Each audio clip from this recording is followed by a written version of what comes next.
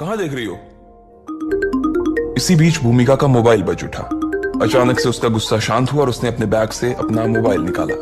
जैसे ही भूमिका ने अपनी स्क्रीन पर वो नंबर देखा, वो और भी ज्यादा परेशान हो गई। वो अपनी जगह से खड़ी हुई और फोन उठाकर आगे जाते हुए बोली, अरे हाँ दीदी, अरे दीदी, जब फैमिली को आपकी एज की वजह से इतना प्रेशर फील नहीं हो रहा तो फिर आप अपने आप के ऊपर इतना बर्डन क्यों ले रही हो? हाँ हाँ, आपको हर टाइम इन चीजों के बारे में सोचकर इतना परेशान नहीं होना चाहिए। हाँ, मजे से जाओ, कहीं बाहर घूम के आओ, और अब मुझे फोन तभी करना जब आपकी जीवन में ना प्रॉब्लम जैसी कोई प्रॉब्लम आए, ठीक है? भूमिका ने कहा और फोन काट दिया।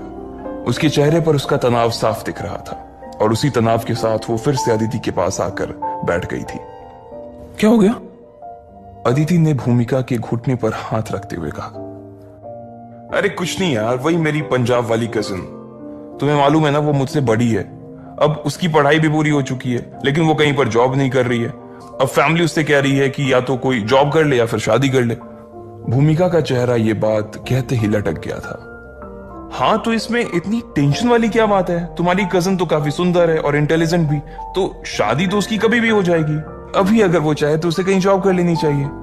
अदिति ने मुस्कुराते हुए कहा, अरे वो दिक्कत नहीं है यार, उसे अभी भी शादी करने में थोड़ी ना कोई दिक्कत है। वो चाहे तो आज ही शादी कर ले। लेकिन एक तो मुझे ये समझ नहीं आता कि लोग शादी का इतना प्रेशर क्यों बनाते हैं। अब वो शादी करने को तो रेडी है, लेकिन वो ये देखना चाहती है कि मैं किससे शादी करती हूँ। अब तुमने तो उसके फोटोज देखे हैं ना, वो सुंदर है, लेकिन इतनी भी कोई खास नहीं है कि कोई बड़ी कंपनी का मालिक उसका हाथ थाम ले। भूमिका ने कहा और फिर आगे की बात कहने में उसने लकी को घूरा और बोली, अब यार वो ऐसे फटीचर से तो शादी कर नहीं सकती ना। जैसे ही उसने ये बात कही, बाहर किसी कार के हॉर्न बजने की आवाज आई। वो हॉर्न 2 बार बजा था।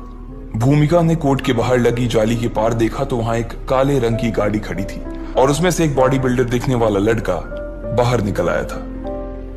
ईशान, तुम? भूमिका ने उत्साहित होते हुए कहा। फिर वो अपनी जगह पर खड़ी हुई और ईशान की ओर हाथ हिलाते हुए उसकी ओर दौड़ पड़ी। जैसे ही भूमिका के मुंह से बाकी लड़कियों ने उसका नाम सुना, वो सब भी ईशान की गाड़ी के पीछे दौड़ गईं। अरे कैप्टन, तुमने ये गाड़ी कब खरीद ली? अरे ये तो ऑडी A4 है। ईशान की बास्केटबॉल टीम के एक साथी ने उसकी गाड़ी पर हाथ फेरते हुए कहा। ईशान ने काला चश्मा लगाया हुआ था। उसने सिर्फ उसके साथी की तरफ देखा और बिना कुछ कहे सिर्फ अपनी गर्दन को हाँ में हिला दिया। ईशान भाई तो तब से कार चला रहे हैं जब से वो 2nd ईयर में थे। वैसे ईशान भाई, ये कितनी की पड़ी? एक लड़की ने पूछा। ईशान ने इस सवाल पर अपना चश्मा उतारा और बोला, अरे ये कोई ज्यादा महंगी नहीं है, सब कुछ मिलाकर बस 56 लाख। मैं तो इसे सब तब तक ही चलाऊंगा जब तक यूनिवर्सिटी में पढ़ रहा हूं। यहां से निकलते ही मैं इससे भी ऊंची वाली एक गाड़ी खरीदूंगा। उधर भूमिका और उसकी टीम की बाकी लड़कियां भी ईशान के पीछे पागलों की तरह भागने लगी थी। तो अदिति और लकी ने सोचा कि उन्हें भी जाकर देखना चाहिए कि वहां ऐसा आखिर हो क्या रहा था। दोनों साथ में उठे और दरवाजे से बाहर आने लगे। कौन है ये? अदिति ने लकी से पूछा। ये ईशान है, यहाँ की बास्केटबॉल टीम का कैप्टन। काफी अमीर परिवार से, विक्रांत से 10 गुना ज्यादा टर्नओवर होगा इसके पिता की कंपनी का। लकी ने ईशान की ओर देखते हुए अदिति से कहा, ईशान, हम एक बार अपनी नई गाड़ी में जरा रजौरी गार्डन तक तो घुमा कर लाओ, हम भी तो इसमें बैठकर दिल्ली देखें। भूमिका ने खिसिया कर मुस्कुराते हुए ईशान से कहा। उसकी आंखों में ईशान को देखते ही चमक आ गई थी और वो ललचाई नजरों से उसे घूरे जा रही थी। इधर ईशान का जलवा ऐसा था कि उसकी टीम के एक खिलाड़ी ने अपनी जेब से सिगरेट निकालकर ईशान के लिए जला दी थी और फिर उसे थमा दी। ईशान ने उसमें से एक पफ लिया और भूमिका की ओर देखते हुए बोला, कोई दिक्कत नहीं है, चलो अभी घुमा कर आते हैं तुम्हें रजौरी। ईशान ने कहा और भूमिका की ओर देखकर मुस्कुराने लगा। जैसे ही भूमिका ने उसके मुंह से ये बात सुनी, उसे शर्म सी आ गई और उसके गाल मारे शर्म के सेब जैसे लाल हो गए। उसे देखकर ईशान को भी हंसी आ गई थी। उसने अपने सिगरेट से एक और पफ लिया और भूमिका को इस तरह से शर्माते हुए देखने लगा। भले ही ईशान को अपने पिता से यह कार खरीदवाने में काफी वक्त लगा था, लेकिन वो जानता था कि उसे इतना वक्त भूमिका को इसमें घुमाने में नहीं लगने वाला था। ईशान उन लड़कों में से नहीं था जो लड़कियों को सिर्फ घुमा कर ही छोड़ देता था। लड़की चाहे भूमिका हो या कोई और, उसे उसके साथ आगे बढ़ने में कोई गुरेज नहीं था। इधर भूमिका ने उसकी गाड़ी की फ्रंट सीट का दरवाजा खोला और गाड़ी की मखमली सीट पर बैठ गई। उसने पीछे की सीट पर अपनी उन 2 सहेलियों को बैठा लिया था जिनसे उसे कोई खतरा नहीं था।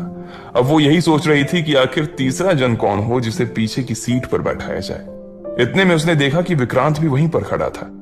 उसने भूमिका और ईशान की ओर मुस्कुराते हुए देखा और बोला, कैप्टन, आप ऐसे ऐसे अकेले ड्राइव पर जा रहे हो तो फिर हम लोग क्या करेंगे? ये गलत बात है। चीयर लीडर टीम यहाँ है तो बास्केटबॉल वाली टीम भी यहीं पर है ना। नई गाड़ी की पार्टी तो बनती है, क्यों ना हम आज दोनों टीमों का साथ में गेट टुगेदर कर लें? अच्छा ऐसा, तो ऐसा करते हैं कि तुम लोग दिल्ली दरबार पहुंचो, ऑर्डर कर दो, मैं इन लोगों को थोड़ा इधर उधर घुमा कर लाता हूं और फिर हम लोग साथ में डिनर करते हैं। ईशान ने अपनी नई गाड़ी की मक्खन जैसी स्टीयरिंग को पकड़ते हुए कहा। जब ईशान और विक्रांत आज की पार्टी की प्लानिंग कर रहे थे तभी भूमिका अदिति को ढूंढ रही थी। वो हर बार की तरह इस बार भी थोड़ी सी लेट ही थी। अरे चलना जल्दी, क्या है जो इतनी धीरे धीरे आ रही है? जल्दी आ जा, हम लोग आज डिनर के लिए दिल्ली दरबार जा रहे हैं, चल जल्दी आ। भूमिका ने अपना हाथ हिलाते हुए उससे कहा। अदिति भूमिका का इशारा देखते हुए कार की ओर बढ़ने लगी थी। रुको, लकी को भी बुला के लाती हूं, अदिति ने लकी की ओर देखते हुए कहा। वो उन सब लोगों से थोड़ा सा दूरी पर और दूरी बनाकर ही खड़ा था। अदिति साफ देख पा रही थी कि लकी इन सब लोगों से अलग था, बहुत ही अलग। अगर ये सब तेल थे तो लकी पानी। लकी हमारे साथ चलने की सोच भी नहीं सकता बहन। तुझे पता है दिल्ली दरबार में पर पर्सन क्या चार्जेस हैं? अगर उसे पैसा देना पड़ा ना तो उसे वहीं पर हार्ट अटैक आ जाएगा। भूमिका ने लकी के ऊपर फप्ती कसते हुए कहा। हाँ, जिन जगहों पर बैठकर हम लोग खाते हैं ना, उसने वो जगह ना अपनी जिंदगी में कभी देखी नहीं होगी, एक और लड़की ने कहा। और तुम उसके कपड़े तो देखो, उसके साथ साथ चलने में तो हमें भी शर्म आ जाएगी। इसलिए बेटर यही है कि तुम उसे यहीं से टाटा बाय बाय कर लो और हमारे साथ चलो, एक और लड़की ने भूमिका की बात का समर्थन करते हुए कहा। चाहे फुटबॉल वालों की टीम हो या फिर चीयर लीडर्स की टीम, वो लोग लकी का मजाक उड़ाने, उसकी टांग खींचने का कोई मौका नहीं छोड़ते थे। वो उसके साथ खाना तक खाना पसंद नहीं करते थे। उन लोगों के लिए लकी का उसके आसपास होना सिर्फ एक मजाक से ज्यादा और कुछ नहीं था। अदिति लेकिन उसके बारे में ऐसी कोई बात नहीं करना चाहती थी। वो उन लोगों की बातों को सुनकर समझ गई थी कि बाकी लोग लकी से कितनी नफरत करते थे, और अगर ऐसे में लकी को अपने साथ चलने के लिए कहती तो बाकी लोगों को बुरा लग सकता था। लकी खुद भी अपनी वजह से उनका मन खराब नहीं करना चाहता था। वो देख पा रहा था कि अदिति उसे अपने साथ ले जाना चाहती थी, लेकिन उन दोनों के बीच में ढेर सारे लोग खड़े थे जिन्हें नजरअंदाज नहीं किया जा सकता था। इसलिए अदिति गाड़ी में बैठ गई, लेकिन लकी वहीं खड़ा रह गया।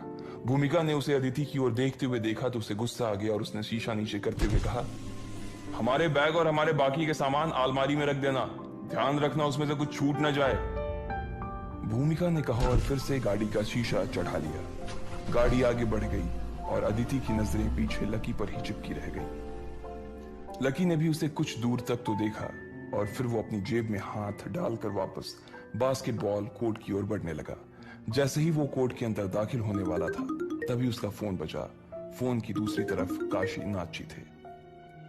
लकी सर, रुस्तम डांगी का भी फोन आया था।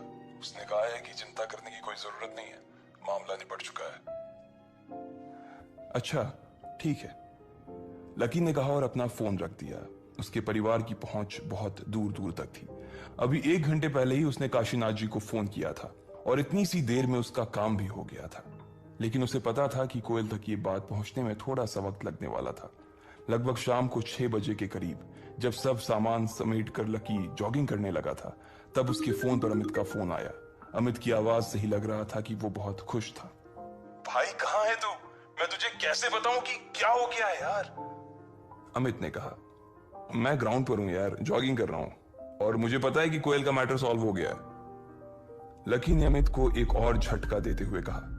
जैसे ही अमित ने उसके मुंह से यह खबर सुनी उसके पैरों तले जमीन खिसक गई। उसका मुंह खुला का खुला रह गया और उसने उधर से कहा, अरे भाई, तुझे कैसे पता? सच में यही हुआ है।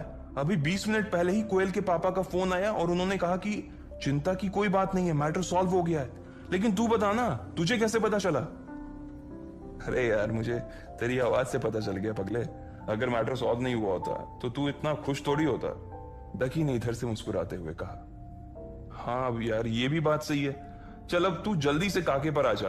कोयल कह रही है कि उसकी तरफ से आज ट्रीट है, हम पहुंच चुके हैं, तू भी जल्दी आ जा, अमित ने कहा। लकी दौड़ते दौड़ते रुक गया और अपनी आस्तीन से अपना पसीना पोंछते हुए उसने कहा, नहीं यार तुम लोग मजे करो, मैं नहीं आ रहा। वो नहीं चाहता था कि फिर से उसे देखकर कोयल का मन खराब हो जाए। अरे यार भाई ऐसा मत कर यार, देख सब लोग यहीं पर है, अब तू नहीं आएगा तो अच्छा नहीं लगेगा। आ जाना यार। देख अगर तू नहीं आया ना तो भूल जाना कि मैं, गर्वित और प्रीतम तेरे भाई हैं। आज से ये दोस्ती खत्म हो जाएगी और तेरा कमरे पर भी ना आना बंद हो जाएगा। अमित ने सिर्फ इतना ही कहा और इससे पहले कि लकी कुछ कह पाता, अमित ने फोन काट दिया। लकी असमंजस में फंस चुका था। उसे समझ नहीं आ रहा था कि आखिर वो करे तो क्या करे। कुछ देर सोचने के बाद उसे लगा कि उसे नहीं जाना चाहिए, इसलिए उसने अपना फोन निकाला और अमित को मना करने के लिए फोन करने लगा। लेकिन अमित ने उसका फोन काट दिया और थोड़ी देर बाद उसके फोन पर मैसेज आया जिसमें अमित ने लिखा, कोई बहाना नहीं चलेगा भाई, तुझे आना ही पड़ेगा। जैसे ही लकी ने उसका ये मैसेज पढ़ा तो वो और भी ज्यादा मुसीबत में फंस गया। लकी मैदान में खड़ा खड़ा इसी उहापोह में फंसा हुआ था कि आखिर कोयल से मिलने के लिए और उसकी खुशी में शामिल होने के लिए उसे जाना चाहिए या नहीं। हालांकि उसके खुश होने के पीछे का कारण खुद लकी ही था, लेकिन वो अपने मुंह से ये सब नहीं बताना चाहता था।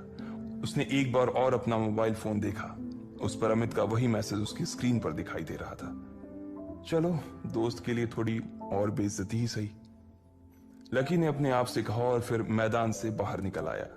इधर कोयल अपने बाकी दोस्तों के साथ काके पर आ चुकी थी। उसके साथ एक ही टेबल पर 10 लोग बैठे हुए थे। दिशा, मानसी, रोशनी के अलावा भी कोयल के कुछ एक दोस्त थीं जो आज वहां नजर आ रही थीं। वही अमित के साथ गर्वित और प्रीतम भी थे।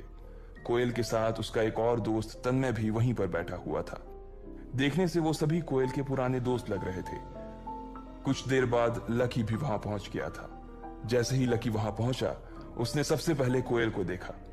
इधर कोयल जो कि अपने दोस्तों से बातें करने में मशगूल थी, उसने लकी को देखा और देखते ही उसकी आंखों में उसके लिए गुस्सा उतर आया। भले ही लकी ने उसके लिए इतना कुछ कर दिया था, लेकिन फिर भी लकी के लिए उसका गुस्सा था कि शांत होने का नाम ही नहीं ले रहा था। जैसे ही लकी उनकी टेबल के पास पहुंचा, कोयल ने कहा, तुम फिर से यहां आ गए? मैंने तो तुम्हें नहीं बुलाया था। इस बार कोयल के इस कहे से लकी का गुस्सा बढ़ गया था। सभी लोग कोयल की इस बात से हैरान थे। लकी के दोस्त भी कोयल को बस देखे जा रहे थे। लकी कोयल की नजरों में अपने लिए इतनी नफरत नहीं देख सकता था। अब लकी क्या करने वाला था?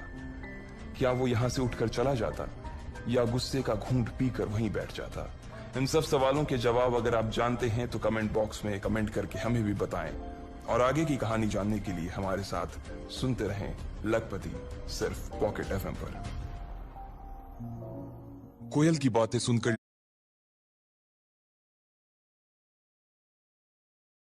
लकी का मन तो खराब हो ही गया था, लेकिन आज कोयल का मूड काफी अच्छा था, इसलिए उसने लकी से कहा, चलो अब मेरा मूड ठीक है तो अब आ ही गए हो तो बैठ जाओ। कोयल ने कहते हुए लकी को देखा भी नहीं था। उसने बिना देखे ही उसे कहा और फिर से अपने दोस्तों के साथ बात करने में जुट गई। लकी वहीं का वहीं खड़ा रह गया था। वो कोयल की पीठ देख रहा था और उसकी उन बातों की वजह से अब उसके दिल में थोड़ा सा गुस्सा बढ़ने भी लगा था। इससे पहले कि वो कोयल से कुछ कहता, अमित उसके पास आया और लकी के कानों में बोला, अरे यार तू उसकी बात का बुरा मत मान यार, चल तेरा भाई आज खुश है, तू मेरे साथ बैठ जाना, चल आजा। अमित ने कहा और उसे उसका हाथ पकड़कर ले जाने लगा। लकी भी उसके पीछे चला गया और अमित के पास जाकर बैठ गया। फिर उसने गर्वित और प्रीतम की तरफ हाथ उठा दिया। उधर जैसे ही लकी वहां जाकर बैठा, कोयल ने फिर उसे घूर कर देखा, लेकिन इस बार लकी ने उसकी तरफ नहीं देखा था। उसने जानबूझकर कोयल से अपनी नजरों को दूर कर लिया था ताकि उसे जरा सा भी गुस्सा ना आ सके। कोयल ये वही लड़का है ना, और तेरी ट्रीट में इसका क्या काम है? कोयल की एक दोस्त ने लकी की ओर टेढ़ी नजरों से देखा और पूछा। बाकी के लोग जो लकी के बारे में नहीं जानते थे और उसके बारे में सिर्फ उसके कपड़े को देखकर अपने मन में राय बना रहे थे, वो भी कोयल को ऐसी ही सवालिया नजरों से देख रहे थे। जब कोयल ने देखा कि सारी नजरें उसकी ओर घूम गई थी, तो उसने लकी के बारे में बताना शुरू करते हुए कहा, ये भाई बहुत ही कमाल के इंसान है। इनसे बड़ा अजूबा ना आपको पूरी दिल्ली में कहीं भी देखने को नहीं मिलेगा। कल सुबह ये पैसे निकालने के लिए बैंक में गए। पता है कौन से bank? New city bank. New city bank का नाम सुनते ही उन सब लोगों के मुंह खुले के खुले रह गए थे। ऐसा नहीं था कि उन्होंने कभी इस बैंक का नाम नहीं सुना था। बात सिर्फ इतनी सी थी कि लकी का हुलिया देखकर कोई सपने में नहीं सोच सकता था कि ये आदमी न्यू सिटी बैंक भी जा सकता है। इससे पहले कि कोई कुछ कहता, कोयल ने अपनी बात पूरी करते हुए कहा, और वहां जाकर ये मैनेजर से कह रहे हैं कि मुझे पैसे निकालने हैं। मैनेजर ने इससे पूछा, आपका कार्ड कहां है? तो इन भाई साहब ने बोला कि मेरे पास तो कोई कार्ड ही नहीं है। कोयल का इतना कहना हुआ कि वहां बैठे कुछ लोगों के चेहरे पर हंसी आ गई। वो बार बार लकी को देखे जा रहे थे और हंस रहे थे, और बाकी के लोग जैसे अमित और रोशनी, इन लोगों को सच पता था, इसलिए वो लोग चुपचाप बैठे हुए थे। थोड़ी ही देर बाद वेटर ने ऑर्डर सर्व कर दिया था, और इस दौरान लकी सिर्फ अमित, गर्वित और प्रीतम से ही बात कर रहा था। कोयल और उसके दोस्त की तरफ वो देख भी नहीं रहा था। प्लेट में एक पकौड़ा उठाते हुए कोयल ने जोर से कहा, और फिर पता है उसके बाद क्या हुआ? लायन ग्रुप का सीईओ क्रांति रायजादा, मोहित रायजादा का बाप, सीधा मेरे पिताजी के ऑफिस आया और मेरे पापा के सामने हाथ जोड़कर उसने माफी मांगी है। इसे कहते हैं जैसे को तैसा। हाँ, लेकिन कोयल, एक बात कहूं, मुझे नहीं लगता तेरी फैमिली ने ये प्रॉब्लम इतनी आसानी से सॉल्व कर ली होगी यार। लायन ग्रुप एक बहुत बड़ा ग्रुप है, वो दिल्ली की टॉप 10 कंपनीज में से एक है।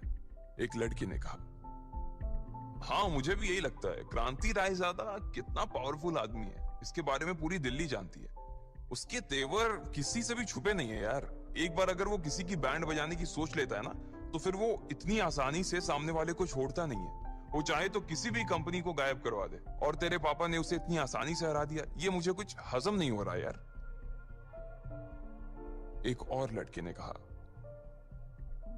हाँ हो सकता है कि इसमें किसी और का भी हाथ हो। एक और लड़के ने कहा। कोयल उन सब लोगों की बातें सुनकर चिढ़ गई थी। उसे लग रहा था कि सब लोग उसकी इस जीत को उस तरह से नहीं देख रहे थे, इसलिए उसने भी जोश जोश में कहा, हाँ तो तुम क्या मेरे पापा को कोई छोटा मोटा आदमी समझते हो? मेरे पापा के आगे ना क्रांति रायजादा जैसे 10 आदमी भी पानी भरते हैं। वो चाहे तो एक झटके में मोहित और उसके बाप को हमारी कंपनी के गेट पर गार्ड की नौकरी पर रख सकते हैं। मेरे पापा के आगे वो जीरो है।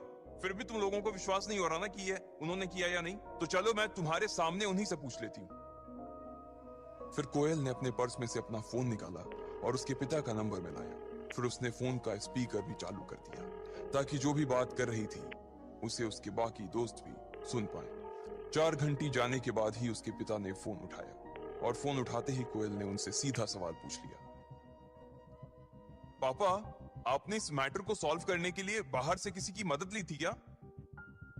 ये कहते ही कोयल को एहसास हुआ कि वो जिन शब्दों का इस्तेमाल कर रही थी वो गलत थे।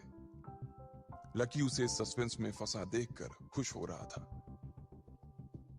आज सुबह ही उसके पिताजी ने जब उसे फोन किया था तो फोन पर खूब खरी खोटी सुनाई थी। उन्होंने उसे कहा था कि उसे देखकर किसी भी आदमी से उलझना चाहिए, और साथ ही उन्होंने यह भी कहा था कि वो क्रांति रायजादा जैसे आदमी का कुछ नहीं बिगाड़ सकते थे।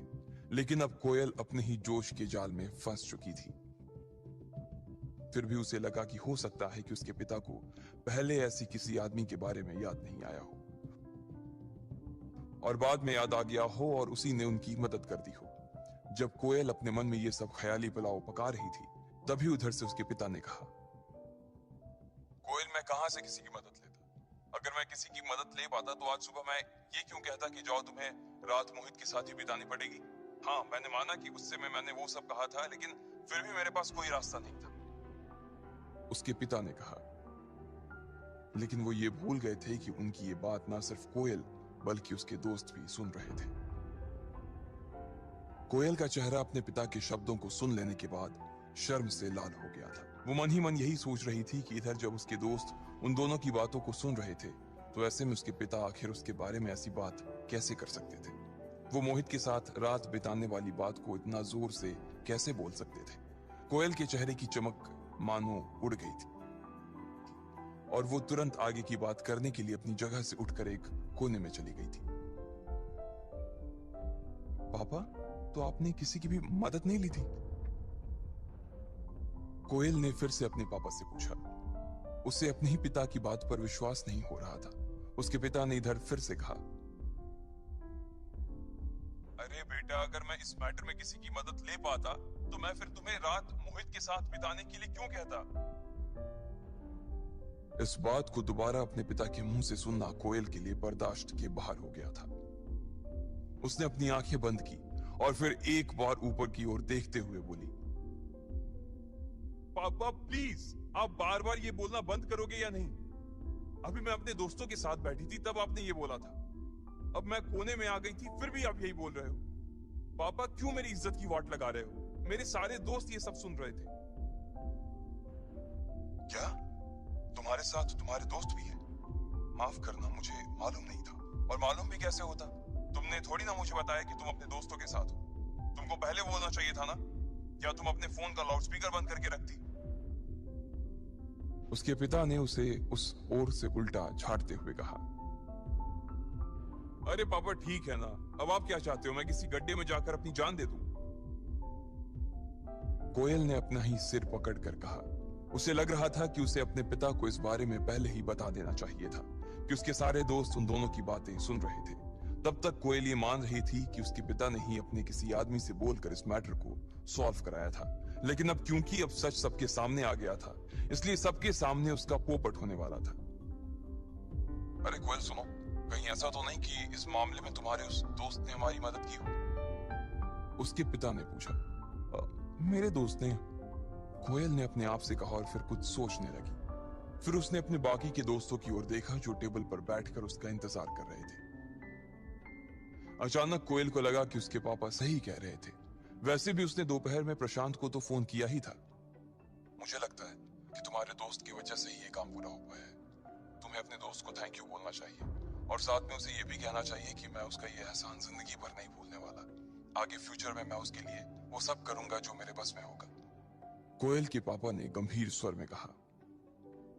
हाँ ठीक है, मैं बोल दूंगी। चलो अभी मैं फोन रख रही हूं, बाय। उसे भी अब यही लग रहा था कि उसकी मदद और किसी ने नहीं बल्कि उसके दोस्त ने ही की थी। लेकिन अब जब उसके दोस्त ने ही उसकी मदद की थी तो फिर उसके पिता उसे इतना क्यों सुना रहे थे? जब वो अपनी बेटी को बचा नहीं सकते तो सुना भी नहीं सकते थे। जैसे ही कोयल फोन काटने वाली थी तभी उसके पिता ने फिर से कहा।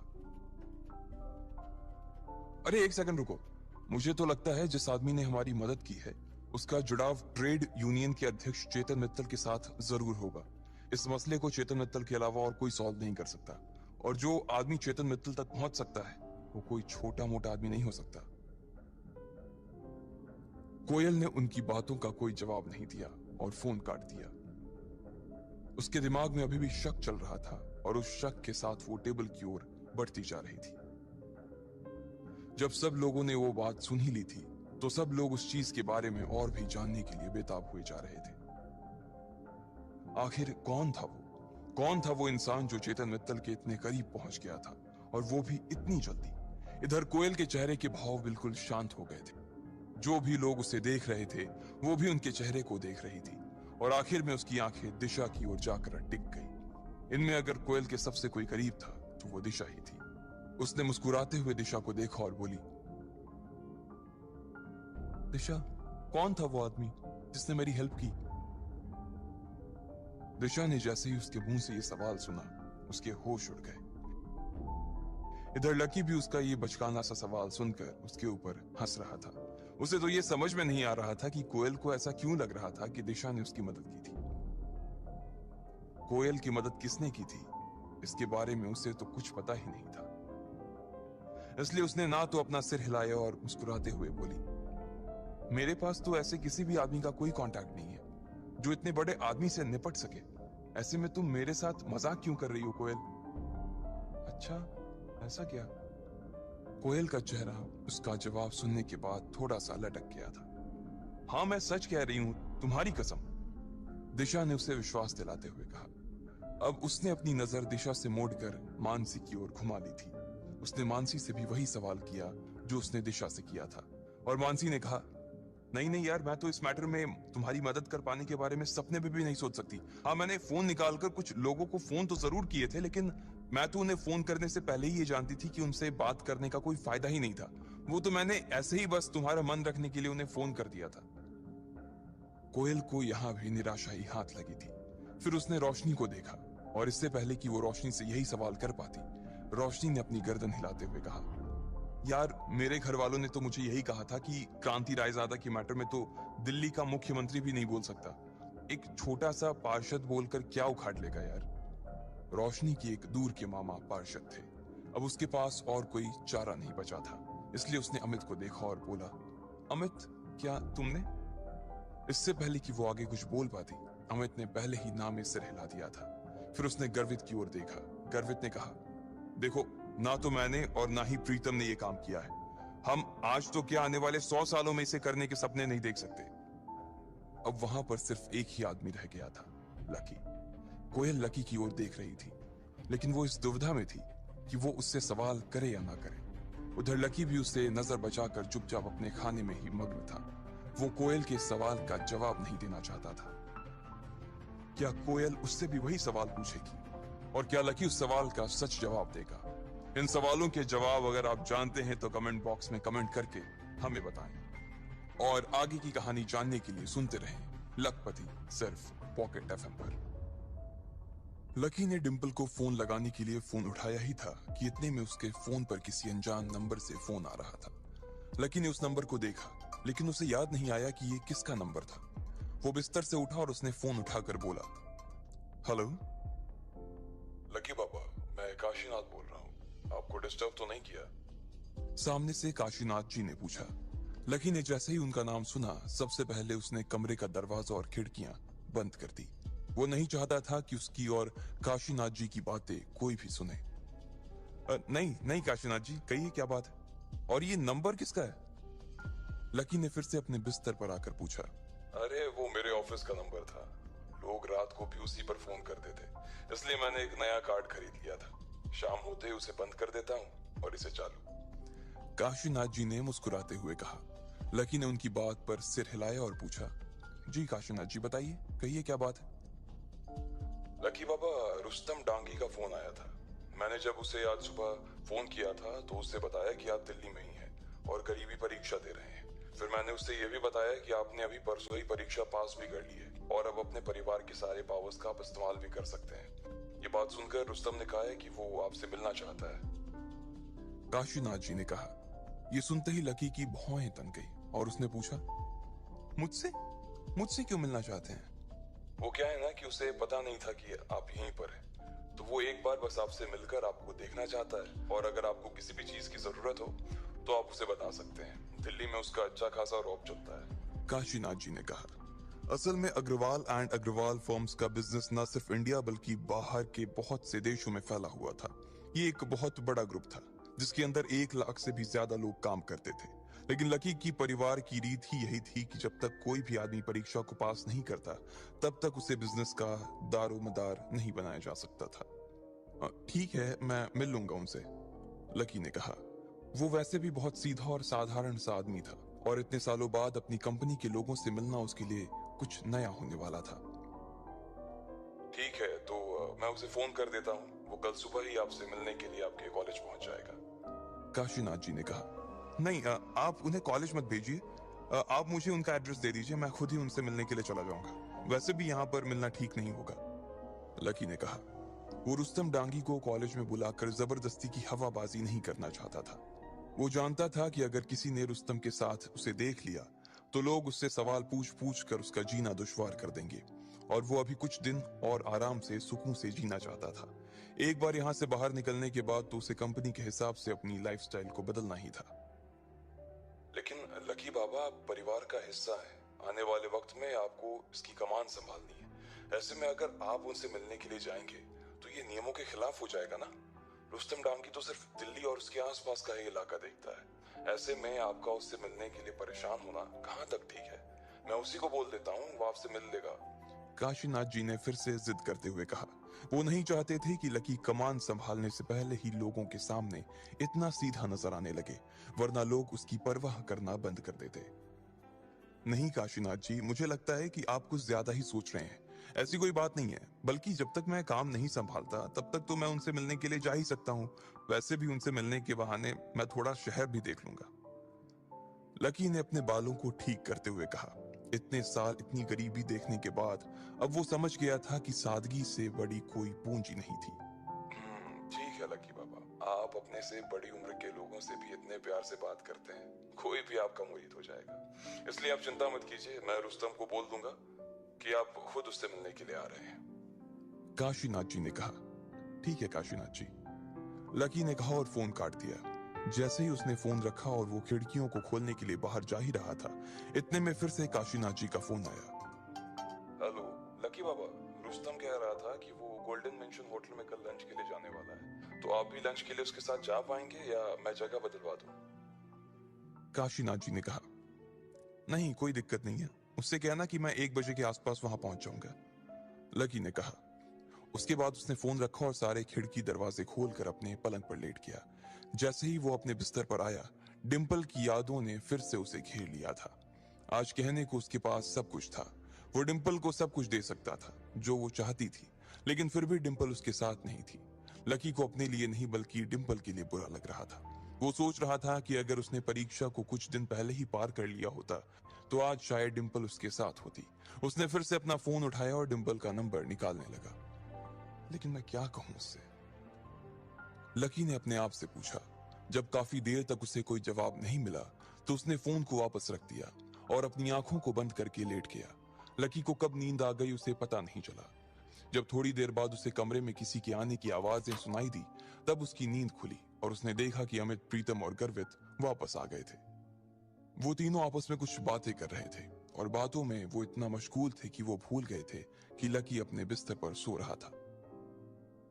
यार ये प्रशांत एक नंबर का गधा आदमी निकला यार। खाना खाने के बाद उसे गाना गाने की क्या जरूरत थी?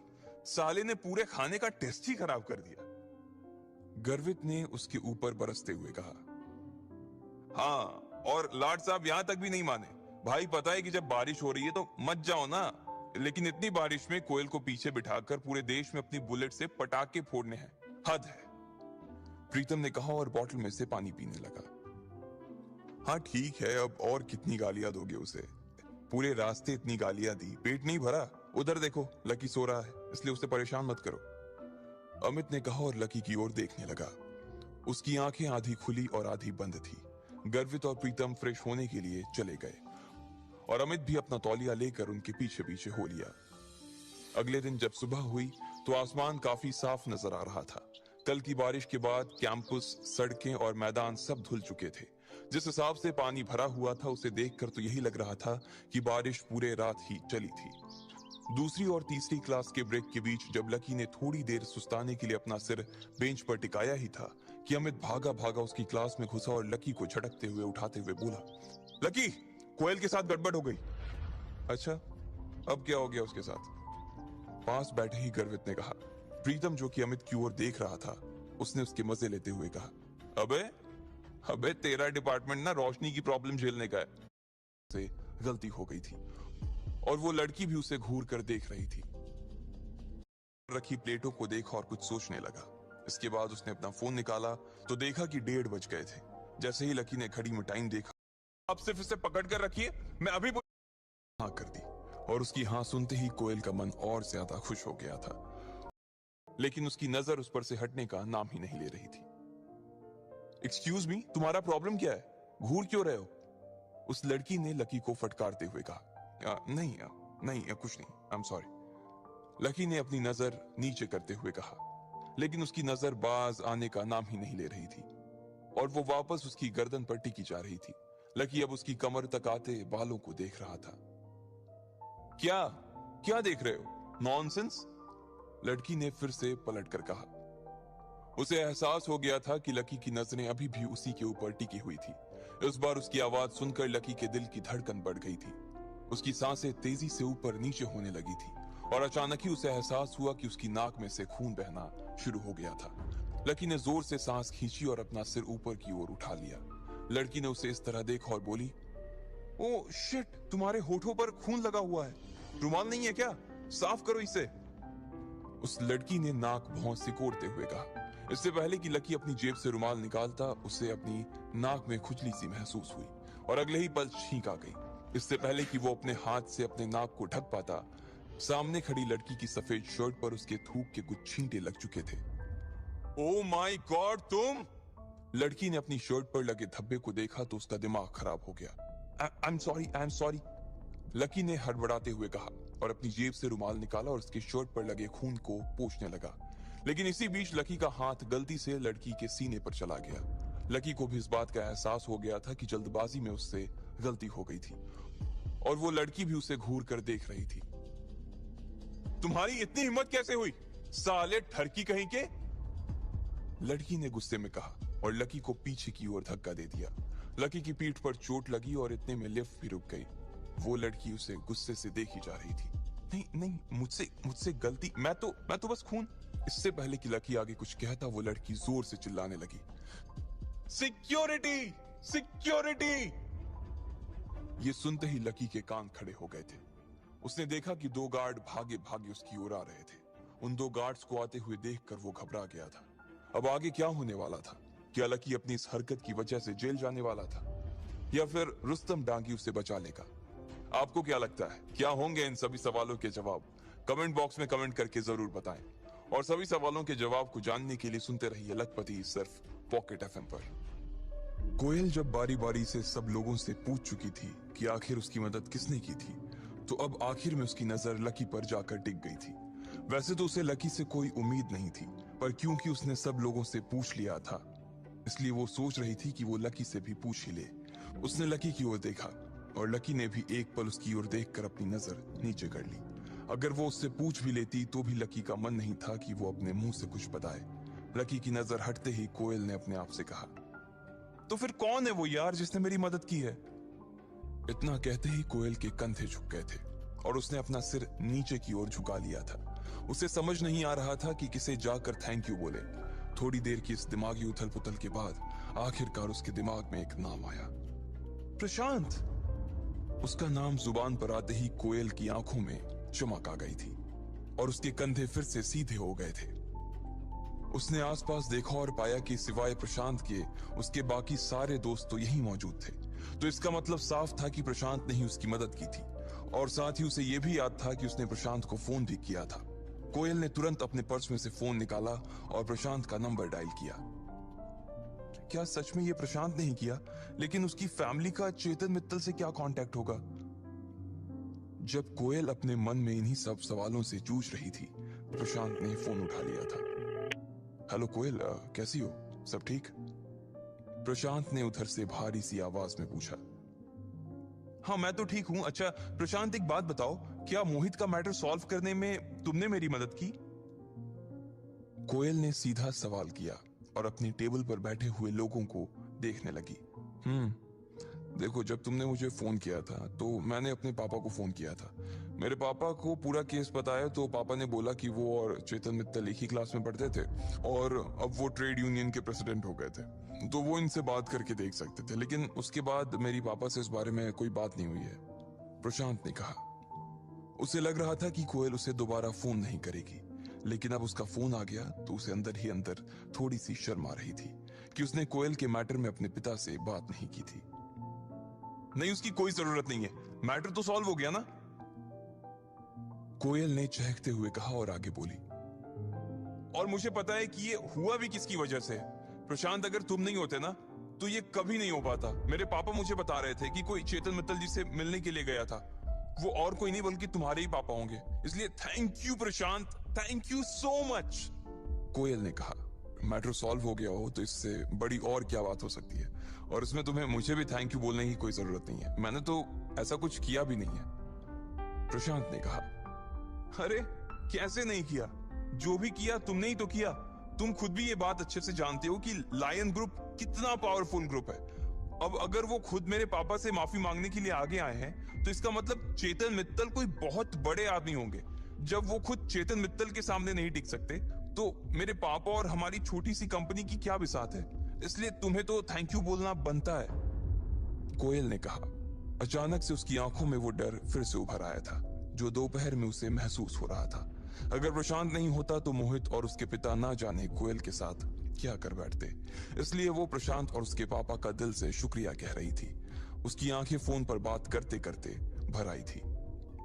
अरे ऐसा कुछ नहीं है, तुम ऐसा मत सोचा करो, प्रशांत ने उधर से मुस्कुराते हुए कहा। एक काम करो ना प्रशांत, तुम सीधे यूनिवर्सिटी के पास काके पर आ जाओ। यहाँ हम सारे दोस्त बैठे हुए हैं, तुम आओ तो मैं तुम्हें पर्सनली थैंक यू भी बोल दूंगी और साथ ही तुम्हें एक बढ़िया सी ट्रीट भी दूंगी, कोयल ने कहा। अच्छा ऐसी बात है, चलो ठीक है, मैं थोड़ी देर में आता हूं। प्रशांत ने भी उसके ऑफर पर हाँ कर दी और उसकी हाँ सुनते ही कोयल का मन और ज्यादा खुश हो गया था। उसकी मुस्कान उसके चेहरे पर ऐसी चिपक गई थी जैसे मधुमक्खी अपने छत्ते से चिपक जाती है। इधर फोन रखने के बाद प्रशांत भी अपने आप को शीशे में निहार रहा था। किस्से को सुनाकर अपने दोस्तों से चेतन मित्तल का नाम सुना तो उनकी आंखें खुली की खुली ही रह गई। उन्हें एक बहुत बड़ा झटका लगा था। वो प्रशांत को जानते तो नहीं थे, लेकिन वो समझ गए थे कि अगर उसके पिता की दोस्ती चेतन मित्तल के साथ थी तो वो कोई बहुत बड़े ही आदमी थे। कोयल का कोई इतना अच्छा दोस्त भी था, इस बात की जानकारी ज्यादा लोगों को नहीं थी, और जैसे ही उन्हें उसके बारे में पता चला उनका कोयल से जल जाना लाजमी था। उधर प्रशांत भी उसके दोस्तों के चेहरे देखने को बेताब था। उसने गहरे नीले रंग की शर्ट और हल्के नीले रंग की जीन्स पहन ली थी। उसके नीचे उसने अपने पसंदीदा लेदर के जूते पहने और फिर एक बढ़िया सा परफ्यूम लगाकर घर से बाहर आ गया था। अपनी बुलेट पर बैठने के लगभग 20 मिनट बाद ही वो यूनिवर्सिटी के पास काकी पर पहुंच गया था। जैसे ही वो नीचे उतरा तो कोयल ने उसकी ओर जोर से हाथ हिलाया और वो अपनी जगह पर से खड़ी हो गई। उधर प्रशांत ने भी कोयल की ओर देखकर हाथ हिलाया और फिर उसके आसपास बैठे लोगों के चेहरे देखने लगा। उनकी आंखों में उसके लिए जलन साफ नजर आ रही थी। उन लोगों को ऐसे सुलगता हुआ देखकर उसे भी और सुकून मिल रहा था। वो भी इसी यूनिवर्सिटी में पढ़ता था, लेकिन उसका कॉलेज दूसरा था। प्रशांत की लंबाई लगभग 6 फीट की थी। उसका बदन हल्का सा भरा हुआ और उसके बाल थोड़े बिखरे हुए थे। उसके चेहरे पर गर्मी की वजह से हल्का सा पसीना जम गया था। प्रशांत! कोयल जितनी खुशी के साथ हो सकती थी उतनी खुशी के साथ बोली और फिर उसके गले लग गई। इसके बाद उसने प्रशांत का हाथ पकड़ा और कहा, सबसे पहले तो तुम्हारा बहुत बहुत बहुत बहुत बहुत शुक्रिया कि तुम इतने मुश्किल टाइम में ना सिर्फ मेरे साथ खड़े रहे बल्कि मुझे सेफली बाहर भी निकाला। मैं सच बता रही हूँ कि ना तो मैं और ना ही मेरे पापा कभी इस चीज को अपनी लाइफ में भूलेंगे। And trust me, we are there for you. जब भी तुम्हें जरूरत लगे तुम्हारी फ्रेंड तुमसे सिर्फ एक फोन कॉल की दूरी पर है, कोयल ने कहा और उसके हाथ को अपने हाथों में हल्के से दबा दिया। लकी ने यह दृश्य देखा तो उसके चेहरे पर मुस्कान तैर गई। उसे इस विडंबना पर हंसी आ रही थी, लेकिन वो जानता था कि उसकी हंसी बहुत से लोगों के दिल पर छुरी का काम कर सकती थी। इसलिए वो चुप रहा और अपनी प्लेट पर ध्यान देने लगा। उधर जैसे ही कोयल ने प्रशांत का हाथ दबाया तो प्रशांत उसके हाथ की तरफ देखने लगा।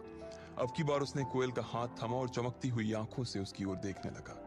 उसकी आंखें कोयल की आंखों पर से हटने का नाम ही नहीं ले रही थी। उसने मुस्कुराते हुए कहा, कोयल बस करो, और फिर शर्मा कर नीचे की ओर। प्रशांत का ऑरा ही ऐसा था कि वो लोग अपने आप को रोक नहीं पाए। अमित और गर्वित उसे खड़े होने का इशारा भी कर रहे थे, लेकिन वो खड़ा नहीं हुआ। कोयल को पहले ही लकी के ऊपर बहुत गुस्सा आ रहा था और जब उसने ऐसी हरकत की तब तो वो उसके ऊपर फटने के लिए तैयार हो गई थी, लेकिन फिर उसने एक गहरी सी सांस ली और अपने आप को शांत कर लिया। वो प्रशांत के सामने अपना वैसा रूप दिखाकर अपना इंप्रेशन खराब नहीं करना चाहती थी। अरे आप सब मुझे देखकर खड़े क्यों हो गए? मैं यूनिवर्सिटी का कोई प्रेसिडेंट थोड़ी हूँ। आप लोग बैठ सकते हैं प्लीज। प्रशांत ने भी मिलती हुई इज्जत के सामने कुछ ज्यादा ही बड़प्पन दिखाते हुए कहा। लकी को मन ही मन हंसी आ रही थी। एक तरफ तो वो था जिसे अपने हिस्से की इज्जत नहीं मिल रही थी और दूसरी तरफ ये था जो दूसरे की शादी में खुद दूल्हा बनकर घूम रहा था। मेरे साथ बैठो, कोयल ने, क्योंकि प्रशांत काफी हट्टा कट्टा और बड़े से डील डोले वाला आदमी था, इसलिए उसे एक स्टूल पर सिर्फ वही बैठ सकता था। अब उसके बैठ जाने के बाद कोयल के लिए जगह नहीं बची थी। अरे बाकी लोग थोड़ा थोड़ा सरको, रोशनी ने कहा और सब लोग थोड़ी थोड़ी जगह भी बनाने लगे। सब लोग पहले ही काफी चिपक कर बैठे हुए थे, इसलिए उनके खिसकने का कोई फायदा नहीं हुआ था। अब कोयल और प्रशांत को काफी फंसा हुआ महसूस हो रहा था। इसी बीच लकी चुपचाप अपना खाना खा रहा था। जैसे ही कोयल ने उसे देखा तुरंत उसके दिमाग में एक ख्याल आया। वो लकी का शिकार करने के लिए तैयार हो गई थी और इसलिए उसने लकी की ओर देखते हुए कहा, लकी। जैसे ही लकी ने कोयल के मुंह से अपना नाम सुना वो समझ गया था कि क्या आने वाला था। उसने जैसे ही अपनी नजर उठाई तो उसने देखा कि कोयल उसे घिन भरी नजरों से देख रही थी। उसकी आंखों को देखकर लकी ने पहले ही अपना कांटा रोक लिया था। वो कोयल का मुंह खुलने का इंतजार कर रहा था। इधर अमित और रोशनी भी एक दूसरे की ओर देख रहे थे और इससे पहले कि रोशनी कोयल से कुछ कह पाती, कोयल ने लकी से कहा, लकी मेरे हिसाब से तुम फ्री हो गए होगे ना? वैसे भी तुम इनवाइटेड तो थे नहीं और उसके बाद भी तुम काफी कुछ खा चुके हो।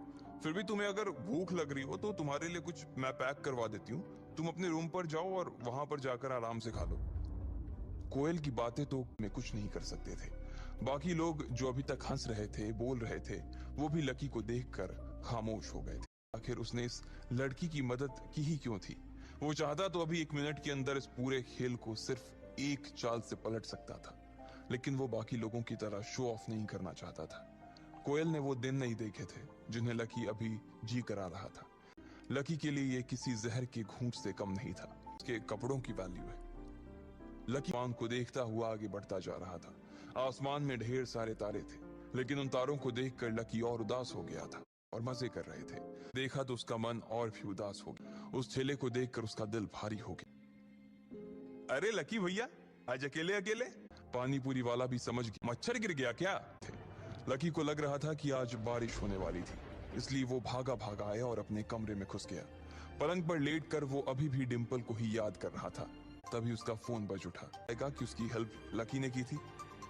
इन सब सवालों के जवाब अगर आप जानते हैं तो आप लकी की छींक की वजह से उस लड़की का शर्ट खून से फैल गया था। लकी भी उसे समझाने की वो देख पा रहा था कि उसने रुमाल से मेरे शर्ट को साफ करने के बाद उसका हुलिया इस बात की गवाही दे रहा था कि वो कितना बड़ा बदमाश था। क्या रे, बहुत लड़कियां छेड़ रहा है? कहां से आया है तू? और घुसने किसने दिया तेरे को अंदर? एक गार्ड ने उसकी बाजू को कसकर पकड़ा। लकी को समझ नहीं आ रहा था कि वो क्या करे।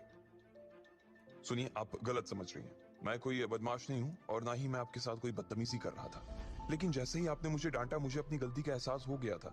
वो तो अचानक पता नहीं कैसे मेरी नाक से खून निकल आने लगा और फिर उसमें ईचिंग हुई और मुझे छींक आ गई। आप जैसा समझ रही हैं वैसा आदमी नहीं हूं मैं।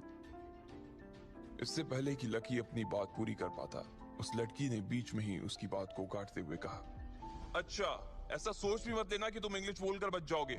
जो तुमने किया है ना, उसके बाद तुम बच नहीं पाओगे। मैं अभी पुलिस को कॉल करूंगी और फिर वो तुम्हें अपनी भाषा में समझाएंगे। जैसे ही उस लड़की ने पुलिस का नाम लिया, लकी के साथ साथ दोनों गार्ड के भी कान खड़े हो गए। वो ये देख पा रहे थे कि लड़की को बहुत गुस्सा आ रहा था और पुलिस के पास जाने का उसका अधिकार भी था, लेकिन उन्हें डर इस बात का था कि अगर वो पुलिस को बुलाती तो उनके होटल की बहुत बदनामी हो सकती थी। इसलिए एक गार्ड ने तुरंत मोर्चा संभाला और लकी को उसके सामने जोर से हिलाते हुए बोला, अरे मैडम, ऐसे सड़क छाप पॉकेट मार आदमी के लिए पुलिस क्यों बुलाना? हम इसे तो हम ही ठीक कर देंगे, क्यों सुरेश? पहले गार्ड ने अपने साथ वाले गार्ड को इशारा किया और उसने लकी की ओर अपना डंडा ताना ही था कि इतने में लड़की बोली, नहीं, आप लोग इससे टच भी नहीं करेंगे। आप सिर्फ इसे पकड़ कर रखिए, मैं अभी पुलिस को बुलाती हूँ, वो इससे निपटेगी। उस लड़की ने कहा और अपने पर्स में से फोन निकाला और वो फोन मिलाने ही वाली थी कि इतने में फिर से उस गार्ड ने कहा, अरे मैडम, क्यों पुलिस को परेशान कर रही हो? हम है ना, हम भी उतना ही अच्छा धोते हैं जितना पुलिस धोती है। दूसरे गार्ड ने कहा और फिर उसने लकी के सिर पर डंडा तान दिया। इतने में लकी चिल्लाया और बोला, नहीं, अब मैडम नहीं, मैं पुलिस को बुलाऊंगा और मामला सिर्फ पुलिस तक नहीं, कोर्ट तक जाएगा। मैं इनके ऊपर डिफेमेशन का केस करूंगा, मैं इनके ऊपर हरासमेंट का केस करूंगा और तुम दोनों में से किसी ने भी मुझे हाथ लगाया तो तुम दोनों भी अंदर जाओगे, इसलिए छोड़ो मुझे राइट नाउ। लकी ने चिल्लाते हुए कहा। उस जैसे आदमी से इतनी बड़ी धमकी सुन लेने के बाद तो उनके होश ही उड़ गए थे। वो दोनों घबराए हुए एक दूसरे को देख रहे थे। वहीं लकी और उस लड़की की आंखों का गुस्सा शांत होने का नाम नहीं ले रहा था। अब क्या करें? पहले गार्ड ने कहा। मैनेजर को बुला, दूसरे ने कहा। पहले ने तुरंत अपनी जेब से वॉकी निकाला और चालू किया। लकी और वो लड़की दोनों ही उस गार्ड को देखने लगे। इससे पहले कि मैनेजर लाइन पर आता, एक साथ लकी और उस लड़की का फोन बज उठा। हेलो, जी हाँ सर, मैं होटल आ गई हूँ, लेकिन सर एक बदतमीज आदमी की वजह से मेरे कपड़े खराब हो गए हैं। लड़की ने लकी को घूर कर देखा और कहा, हाँ मैं भी आ रहा हूँ, बस एक मैडम है, उन्हें थोड़ी सी मिसअंडरस्टैंडिंग हो गई है, वो शॉर्ट आउट कर रहा हूँ, बस आ ही रहा हूँ उसको करके। लकी ने कहा और दोनों ने एक वक्त में ही फोन रखा। लड़की के लिए अब वहां रुकना और इस बहस में पड़ना बहुत भारी हो गया था। उसकी एक बहुत जरूरी मीटिंग थी और उसके लिए वो लेट हो रही थी। इसलिए लड़की ने लकी को देखा और बोली, आज तुम्हें मेरी मीटिंग ने बचा लिया, लेकिन तुम चिंता मत करो, मीटिंग हो जाने के बाद मैं तुम्हें बताऊंगी कि मैं कौन हूं। उस लड़की ने सिर्फ इतना कहा और लकी का एक फोटो खींच लिया। इससे पहले कि वो अपना चेहरा ढक पाता, उसकी आंखों के सामने फ्लैश चमक चुका था। लड़की ने फोन अपने पर्स में डाला और वहां से निकल गई। लकी ने उसे देखा और फिर अपनी शर्ट ठीक की। दोनों गार्ड अभी भी वहीं खड़े थे। लकी ने एक से पूछा, ये रूम नंबर 888 किस तरफ है? उसका सवाल सुनते ही उस गार्ड का मुंह खुला का खुला रह गया था। उसने बड़ी बड़ी आंखों से लकी को देखा और पूछा, आपको 888 में जाना है? लकी ने हाँ में गर्दन हिलाई। सर 888 उस तरफ है, उस गार्ड ने इशारे से बताया और लकी अपनी दाई ओर मुड़कर आगे बढ़ने लगा। जैसे ही वो जाने वाला था, वो गार्ड पीछे से बोला, सॉरी सर, मुझसे गलती हो गई सर। लकी ने उस गार्ड को देखा और फिर अपने कंधे उचका दिए। उसे समझ नहीं आ रहा था कि वो आदमी अभी उसके ऊपर डंडा चलाने वाला था। अचानक उससे वो माफी क्यों मांग रहा था? जब लकी को कुछ समझ नहीं आया तो वो अपना सिर खुजाते हुए वहां से निकल गया। इधर रूम नंबर 888 में उसके आने की तैयारियों ने जोर पकड़ रखा था। ढेर सारे लोग पहले से उसके इंतजार में वहां आकर खड़े हो गए थे। एक 50 साल का आदमी भी दरवाजे पर खड़ा था। उसने बढ़िया सा सूट पहना हुआ था और वो होटल गोल्डन मैंशन के मैनेजर से बात कर रहा था। सब तैयार है ना? मैनेजर ने उसकी बात सुनी और बोला, जी सर, आप चिंता ना करें, जैसा आपने बोला था वैसा का वैसा हमने सारा अरेंजमेंट करके दिया है। रुस्तम सर ने जो भी लिखवाया था वो सभी लंच के लिए बनवाया गया है। रुस्तम सर तो वैसे भी हमारे लिए बहुत खास है, उनके आने भर से ही हमें बहुत अच्छा लगता है। ठीक है, हमारी गेस्ट आने वाले हैं तो आप जरा, उस आदमी ने कहा और जनरल मैनेजर उसका इशारा समझ गया। वहां से वो निकल चुका था। जैसे ही मैनेजर वहां से निकला, वो लड़की वहां आकर खड़ी हो गई। ये वही लड़की थी जिसके लंबे लंबे बाल थे और जिसने नीले रंग का ब्लेजर पहना हुआ था। उसने जब रुस्तम डांगी को देखा तो वो सीधा भागकर उसके पास गई और बोली, सॉरी सर, एक्चुअली मैं थोड़ा लेट हो गई हूँ, वो क्या है ना। इससे पहले कि वो लड़की आगे कुछ बोल पाती, डांगी ने उसकी बात को बीच में काटते हुए बोला, उधर बैठ जाओ, तुम्हारी किस्मत आज अच्छी है कि लक्ष्मण सर अभी तक आए नहीं। अगर वो पहले पहुंच गए होते तो आज तुम्हारी वजह से मेरा सारा इंप्रेशन खराब हो जाता। वो लड़की उसकी ओर देखकर मुस्कुराई और शर्मिंदगी से एक कोने में जाकर बैठ गई। इधर रुस्तम डांगी खुद दरवाजे के बाहर खड़ा होकर लकी के खाने का इंतजार कर रहा था। उसे बहुत बेचैनी हो रही थी। जैसे ही उसने घूमकर अपनी दाईं ओर देखा तो उसने पाया कि एक लड़का ऐसे ही साधारण से कपड़ों और चप्पलों में उसकी ओर चला आ रहा था। रुस्तम उसे देखते ही समझ गया था कि ये कोई और नहीं बल्कि लकी ही था। वो तुरंत उसकी दिशा में आगे बढ़ा और उसने सामने झुकते हुए उसका अभिवादन करते हुए बोला, आइए लक्ष्मण सर, आइए, मैं रुस्तम डांगी। लकी ने उनकी ओर देखा और मुस्कुराकर उनसे हाथ मिलाने लगा। इसके बाद रुस्तम के पीछे पीछे वो कमरा नंबर 888 में दाखिल हो गया। लकी ने देखा कि वहां पर जो लोग बैठे थे वो दिल्ली के सबसे बड़े लोगों में से कुछ थे। उनकी शक्लें और उनकी कपड़े ही उनकी सारी कहानी बयां कर रहे थे। ये सब लोग वो हैं सर जो हमारी कंपनी अग्रवाल एंड अग्रवाल के लिए काम करते हैं, सारे टॉप ऑफिशियल्स हैं, रुस्तम ने कहा और फिर लकी को सबसे मिलवाते हुए बोला, ये हमारे अग्रवाल परिवार के सबसे बड़े बेटे लक्ष्मण लाल अग्रवाल, आपका स्वागत है सर। सभी लोगों ने एक ही सुर में कहा। उस लड़की ने जैसे ही लकी को वहां खड़ा देखा तो उसका परिचय सुना तो उसके पैरों के नीचे से जमीन खिसक गई। उसने अपने बुरे सपने में भी ये नहीं सोचा था कि उसके ऊपर खून छींकने वाला कोई और नहीं बल्कि उसके बॉस का भी बॉस होगा। आज तो उस लड़की को नींद ही नहीं आने वाली थी। उसे ऐसा लग रहा था कि उसका ब्लड प्रेशर बढ़ गया था और उसका दिल कभी भी धड़कना बंद कर सकता था। इधर लकी ने भी इतनी भीड़ में उस लड़की को दूर से ही देख लिया था। उसे भी इस बात की उम्मीद नहीं थी कि उन दोनों की मुलाकात इतनी जल्दी और इस कमरे में होने वाली थी। लकी को अपने जहन में सिर्फ एक बात ही याद आ रही थी कि वक्त बदलते देर नहीं लगती। लकी ने बाकी लोगों से नजरें मिलाने से पहले एक बार और उस लड़की को देखा। उसे मालूम था कि वो थोड़ा सा बदतमीज हो रहा था, लेकिन वो जानता था कि अब की बार वो लड़की उसके देखने से भी उसे कुछ नहीं कहने वाली थी। लेकिन अगले ही पल लकी को लगा कि वो कुछ गलत कर रहा था और इसलिए उसने अपनी नजर उस लड़की से हटाकर बाकी के लोगों पर टिका दी। प्लीज आप लोग सब बैठ जाइए प्लीज, लकी ने बहुत ही शांत स्वर में कहा। सर आप भी प्लीज बैठिए, रुस्तम ने कहा और लकी को उस लड़की के पास ही लगी सीट पर बैठाने के लिए ऑफर कर दिया। उसके हाथ का इशारा देखते ही लकी के मन में ढेर सारे सवाल उभरने लगे थे। जब रुस्तम ने देखा कि वो लड़की की ओर सवालिया निगाहों से देख रहा था तो वो बीच में आया और बोला, सर ये हमारी कंपनी की इंफॉर्मेशन डिपार्टमेंट की डायरेक्टर है रागिनी दत्ता। जैसे ही उसका नाम लिया गया, रागिनी लकी को देखकर मुस्कुराने लगी। हालांकि उसकी मुस्कान देखकर ही लकी समझ गया था कि वो काफी फीकी थी। उसमें लकी के लिए काफी घबराहट थी, लेकिन अब ऐसी कड़वाहट देखने की लकी को आदत हो चुकी थी, इसलिए उसे इस चीज से कोई फर्क नहीं पड़ रहा था। सर आप जरा सबसे पहले इसे चखिए, ये मैंने खुद अपने हाथों से आपके लिए बनाया है। रुस्तम ने लकी के सामने एक प्लेट पर कश्मीरी पुलाव परोसते हुए कहा। अच्छा, लकी ने कहा और एक चम्मच से उस प्लेट में रखी डिशेस का थोड़ा सा हिस्सा लेकर अपने मुंह में डाल दिया। जैसे ही उसका जायका उसके मुंह में घुला, लकी का दिल कुतुब मीनार पर चढ़ गया था। उसने बहुत सालों बाद इतना कुछ अच्छा खाया था। खाना पेट के अंदर चला गया था, लेकिन उसका जायका उसके मुंह में ही रह गया था। लकी के चखने के बाद जब बाकी के लोगों ने भी उसे चखा तो उनके मुंह में रुस्तम की करछी सी छाप उभर आई। जायका ऐसा घुला कि सबके मुंह से वह निकल गया। उसके बाद तो जमकर लोगों ने खाना खाया कि पूछो मत। ऐसा लग रहा था कि सब लोग पिछले जन्म से ही भूखे चले आ रहे थे। खाने के आगे सब लोग अपने ओहदे, अपने पद, अपने पते, अपने जात और अपना नाम तक भूल गए थे। इतना जमकर खाना खाया गया कि किसी की बर्तन के अंदर कुछ भी बाकी नहीं रह गया था। लकी ने भी आज न जाने कितने दिनों बाद जमकर खाया था। सालों के बाद आज उसका पेट फुल हो गया था।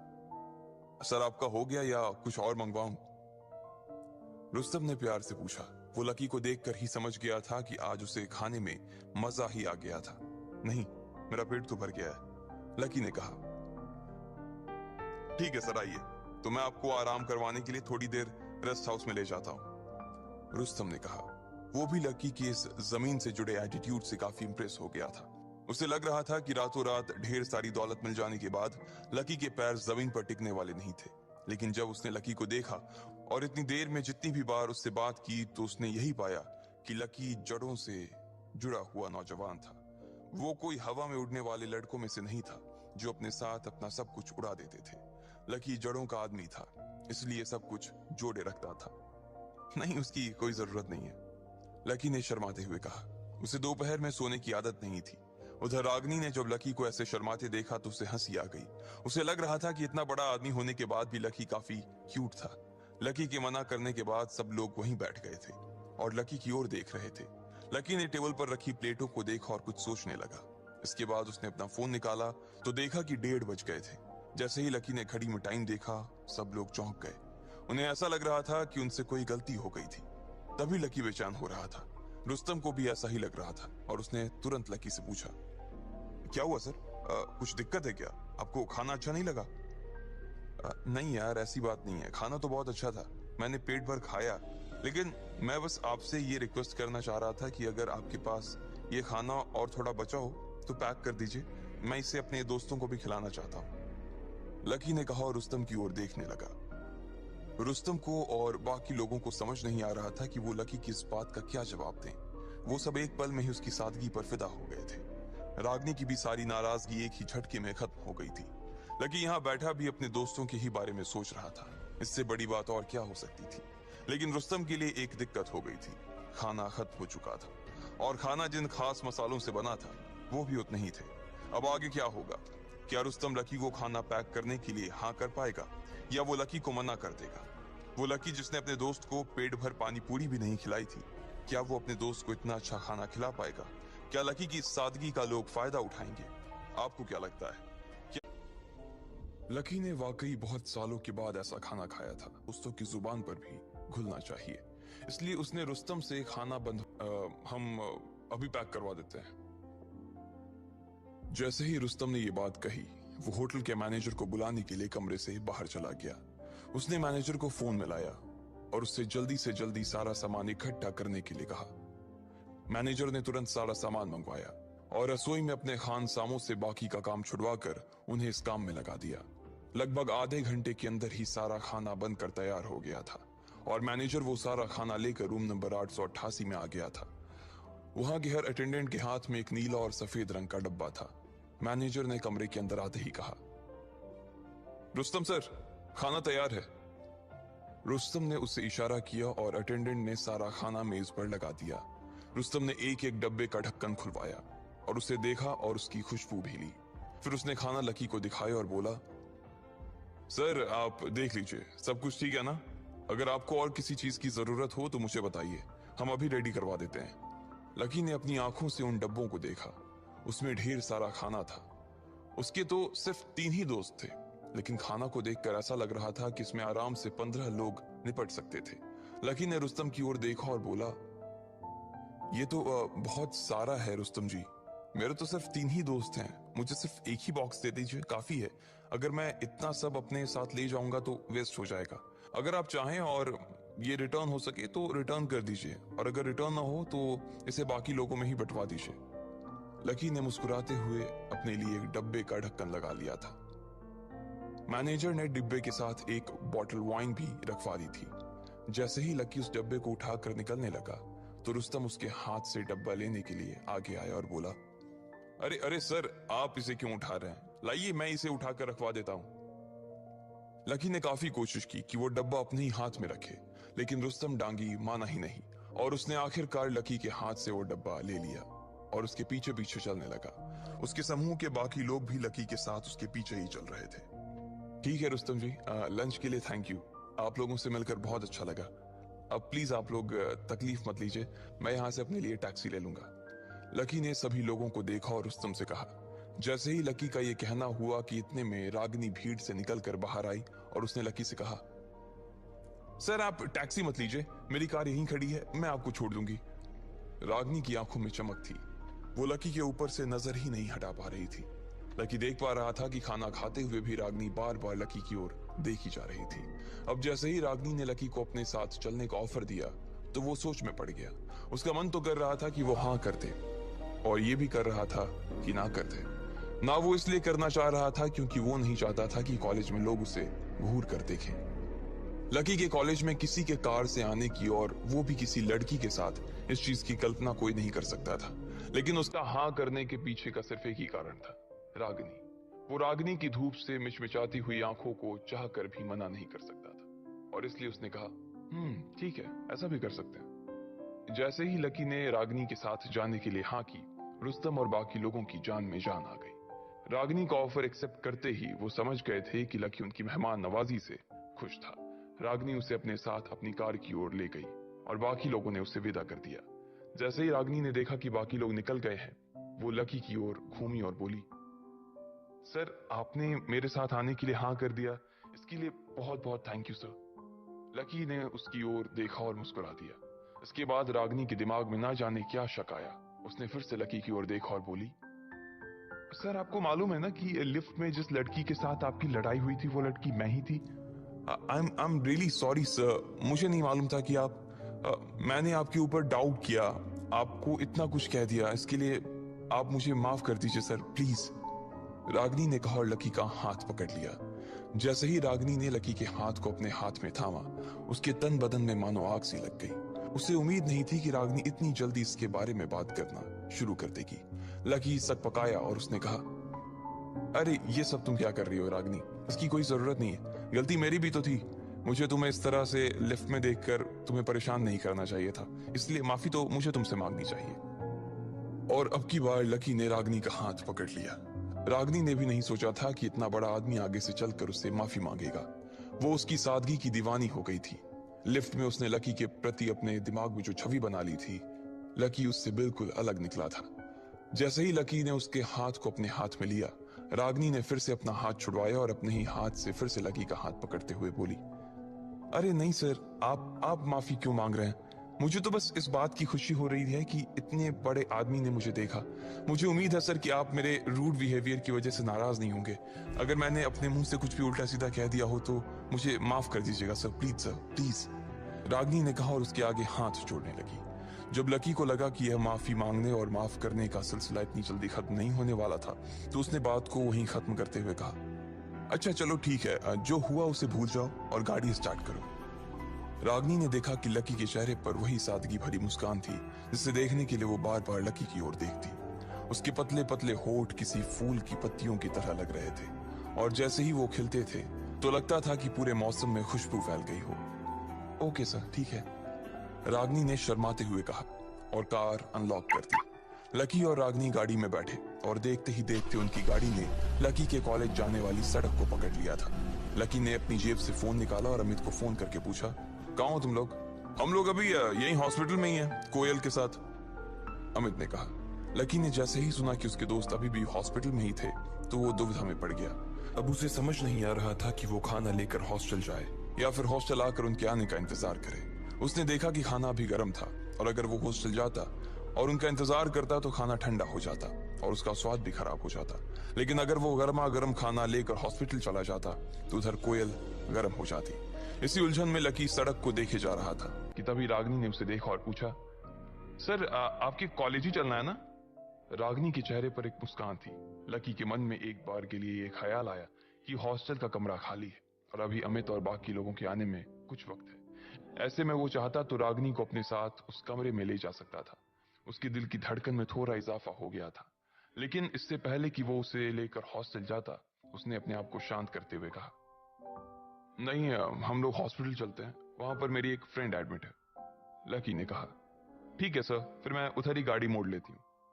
रागिनी ने कहा और गाड़ी को सिटी हॉस्पिटल की तरफ मोड़ लिया। लकी को थोड़ी देर बाद महसूस हुआ कि रागिनी की पूरी गाड़ी में उसके परफ्यूम की महक घुल गई थी। इतनी मोहक खुशबू थी वो कि लकी उसे जितना समेटता जा रहा था, वो उतनी ही कम पड़ती जा रही थी। जब लकी का दिल सिर्फ खुशबू से नहीं भरा, तो उसने रागिनी को देखने के लिए अपना चेहरा हल्का सा उसकी दिशा में घुमा लिया।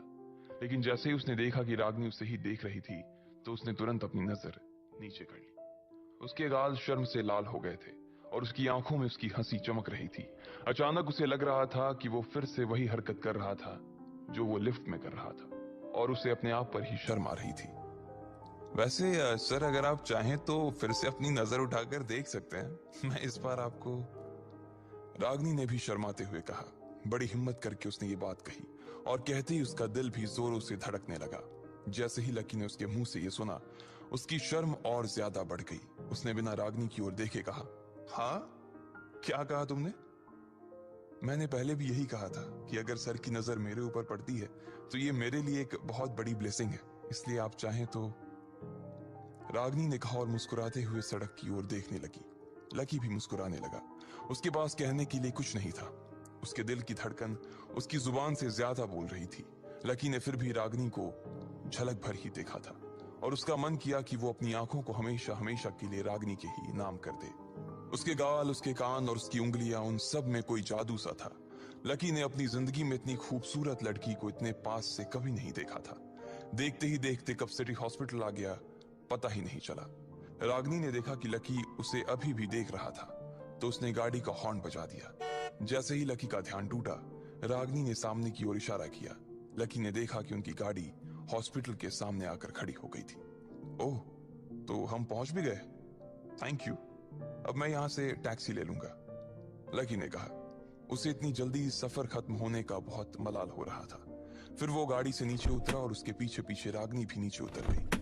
इससे पहले कि लकी अपना हाथ खाने का डब्बा लेने के लिए आगे बढ़ाता, रागिनी ने अपने हाथ से वो डब्बा निकाला और लकी की ओर बढ़ा दिया। Thank you so much, lucky ने मुस्कुराते हुए कहा, और फिर से एक बार रागिनी को निहार लिया। रागिनी भी शर्माई और गाड़ी की ओर जाते हुए बोली, फिर मिलेंगे सर, आपसे मिलकर बहुत अच्छा लगा। लकी ने उसकी ओर हाथ हिलाया और रागिनी भी लकी की ओर हाथ हिलाते हुए वहां से निकल गई। रागिनी की गाड़ी को विदा करने के बाद लकी हॉस्पिटल के अंदर दाखिल हो गया था। उसने रिसेप्शन पर कोयल के वार्ड के बारे में पूछा और सीधा पहली मंजिल पर चला गया। दाएं मुड़ते ही सबसे पहला कमरा कोयल का ही था। उसका दरवाजा लगा हुआ था। जैसे ही लकी ने दरवाजा खोला, उसके चरमराने की आवाज आई। लकी ने देखा कि उसे एक छोटे से कमरे में रुकवाया हुआ था। कोयल को देखने से ही लग रहा था कि उसे ज्यादा चोट नहीं आई थी, बस उसके पैर में थोड़ी लगी थी। कोयल के आसपास उसके सभी दोस्त खड़े थे। ऐसा लग रहा था कि सबने कोयल के पलंग को घेर लिया था। लकी ने देखा कि अमित, प्रीतम और गर्वित के अलावा वहां खड़े सभी लोगों ने काफी चकाचक कपड़े पहने हुए थे। उनकी महक से कमरे में रखी दवाइयों की महक कम हो गई थी। लकी ने देखा कि कोयल के पलंग के पास ढेर सारे तोहफे भी रखे हुए थे। उनमें से कुछ फूलों के गुलदस्ते थे, तो कुछ गेट वेल सून के कार्ड थे, और कुछ ड्राई फ्रूट्स के छोटे छोटे डब्बे थे। देखने में वो सब काफी रंग बिरंगे और सुंदर लग रहे थे। सब लोग कोयल के आसपास खड़े होकर बातें कर रहे थे और हंसी मजाक कर रहे थे। लेकिन जैसे ही कमरे का दरवाजा खुलने की आवाज आई, तो सभी लोग पीछे मुड़े। उन्होंने देखा कि वहां लकी खड़ा था और उसके हाथ में खाने का एक डिब्बा था। लकी ने इतनी सारी नजरों को अपनी ओर आता देखा तो घबरा गया। उसे उम्मीद नहीं थी कि इतने छोटे से कमरे में उसकी मुलाकात इतने सारे लोगों से हो जाएगी। वैसे लकी खुद भी यहाँ पर कोयल से मिलने के लिए नहीं आया था, बल्कि वो तो सिर्फ अमित और उसके दोस्त को ये खाना देने के लिए आया था। लेकिन अब बाकी सब लोग उसकी ओर देख रहे थे और कोयल भी उसकी ओर देख रही थी, तो लकी को जबरदस्ती मुस्कुराना पड़ा और उसने कोयल से पूछा, कोयल, तुम ठीक हो? कोयल ने उसकी बात का जवाब नहीं दिया। वो उससे आज फिर से नाराज थी। लकी को तो मालूम ही था कि उसे उसकी ऐसी ही शक्ल देखने को मिलने वाली थी, इसलिए उसने उस पर ज्यादा ध्यान नहीं दिया। उधर कोयल ने तो उसकी बातों पर ज्यादा ध्यान नहीं दिया था, लेकिन दिशा लगातार उसके हाथ की ओर देखे जा रही थी। लकी के हाथ में नीला डब्बा देखकर दिशा ने पूछा, ये तुम्हारे हाथ में क्या है? ये तो मैं खाना लेकर आया था, लकी ने कहा। अच्छा, तो तुम हॉस्पिटल के अंदर बाहर से बना खाना लेकर आए हो?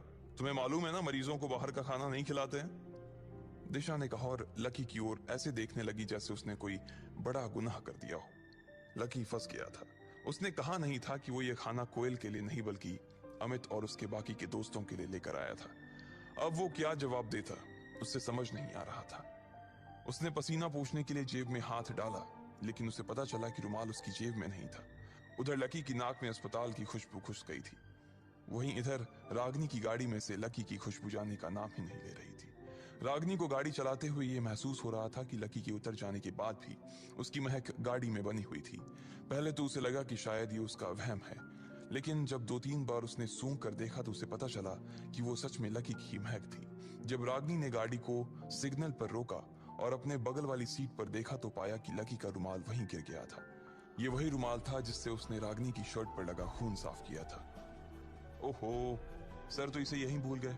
अब रागनी ने सोचा कि वो अभी हॉस्पिटल से ज्यादा दूर नहीं आई थी, इसलिए उसे फिर से गाड़ी घुमाकर लकी को ये रुमाल देने के लिए जाना चाहिए था।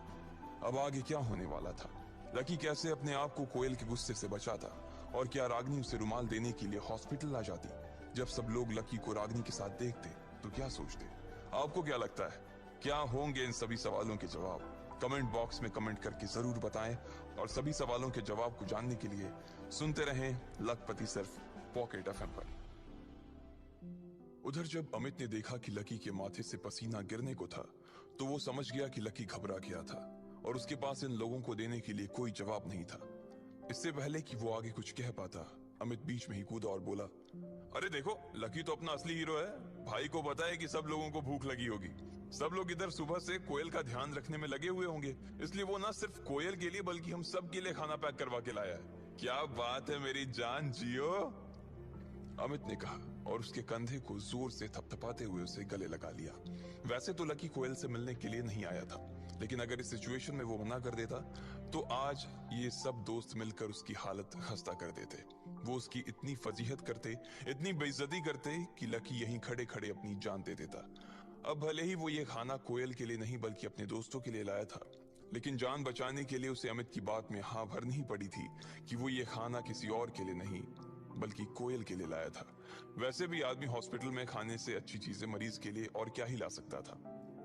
वाह, लेकिन मैं तो ये पहली बार सुन रही हूँ कि कोई आदमी मरीज से मिलने के लिए आया और उसके लिए बाहर का खाना लाया, मानसी ने कहा और हंसने लगी। उसके बाकी सभी दोस्त भी उसकी इस हंसी में शामिल हो गए।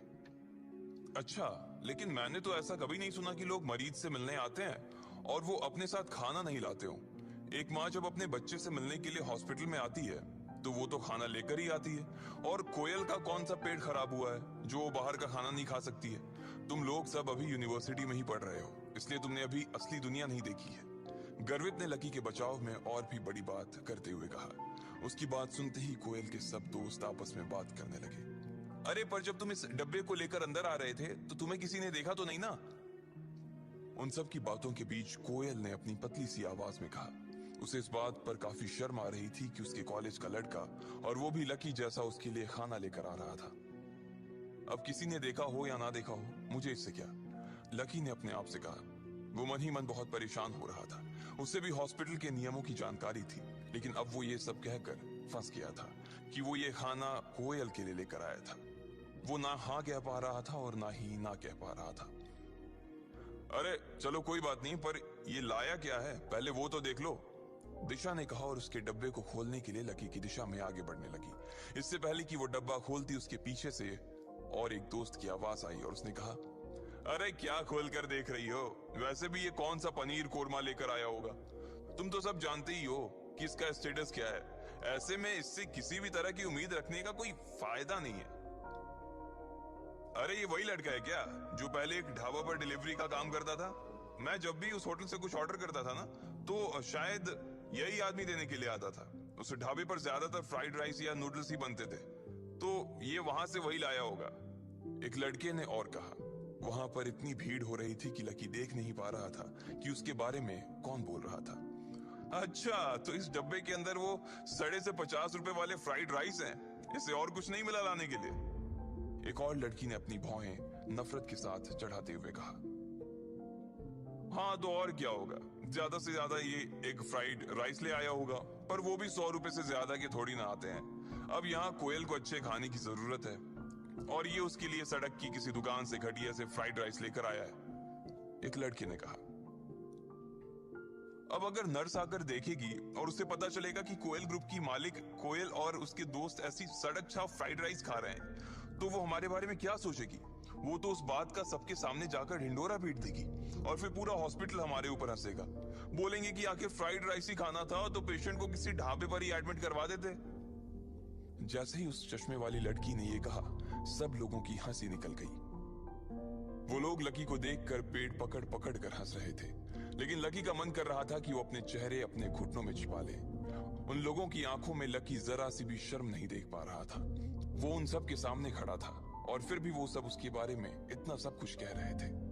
खैर, उन लोगों को लकी के बारे में इतना कुछ कहने से पहले डर नहीं लग रहा था। वो लोग जानते थे कि कोयल लकी को कैसे ट्रीट करती थी, इसलिए उन लोगों को भी लकी को वैसे ही ट्रीट करने का लाइसेंस मिल गया था। लकी को समझ नहीं आ रहा था कि वो इन लोगों की बात का क्या जवाब दे। उसका मन तो यही कर रहा था कि वो जो खाना अपने साथ लेकर चल रहा था वो दिल्ली के सबसे बड़े होटल से लेकर आया था और वो भी खास उसके लिए बनवाया गया था। लेकिन वो इन सब लोगों के सामने खुद को साबित नहीं करना चाहता था। वो दिल से अपने दोस्तों के लिए खाना लाया था और वो बस यही चाहता था कि ठंडा होने से पहले उसके दोस्त इसे खा लें। यार अमित, मैं ये सब तेरे, प्रीतम और करवित के लिए स्पेशल पैक करवा कर लाया हूँ। इससे पहले कि ये ठंडा हो जाए इसे खा लो, लकी ने अमित के कानों में कहा। अमित ने जैसे ही उसकी आंखों में देखा, उसके दिल में लकी के लिए प्यार उमड़ आया। अमित ने अपना हाथ आगे बढ़ाया और लकी से वो खाने का प्लेट ले लिया। जैसे ही कोयल ने उसे ये करते हुए देखा तो वो वहीं से चिल्लाते हुए बोली, अरे मत खाओ प्लीज अमित, पता है ना इसमें क्या होगा, मत खाओ। जब कोयल के ये शब्द सबके सामने अमित के कानों में पड़े तो अमित भी थोड़ा सा परेशान हो गया। फिर उसने डब्बा फर्श पर रखा और वो खाने के लिए बैठने ही वाला था कि इतने में दरवाजा खुलने की आवाज आई। उधर अस्पताल के कमरे का दरवाजा खुल रहा था और इधर रागिनी का सिग्नल भी खुल गया था। उसे पता ही नहीं चला कि कब हरी बत्ती हो गई थी। वो बस लकी के रुमाल को अपने हाथों में दबाए मुस्कुरा रही थी। जब पीछे से हॉर्न बजना शुरू हुआ तो रागिनी को ध्यान आया कि उसकी गाड़ी के पीछे और भी गाड़ियां खड़ी थी। रागिनी ने गाड़ी आगे बढ़ाना शुरू किया और वो इस दुविधा में थी कि उसे रुमाल देने के लिए जाना चाहिए या नहीं। जब उसने रुमाल पहली बार देखा तब तो उसके दिमाग में यही आया कि उसे लकी को ये रुमाल दे देना चाहिए था, लेकिन जब उसने उस रुमाल को अपने हाथ में लिया तो उसकी खुशबू की वजह से उसका मन ही नहीं किया कि वो उस रुमाल को अपने हाथ से छोड़े। उसमें लकी की खुशबू के साथ साथ उसके खून के बहुत हल्के हल्के धब्बे भी लगे हुए थे।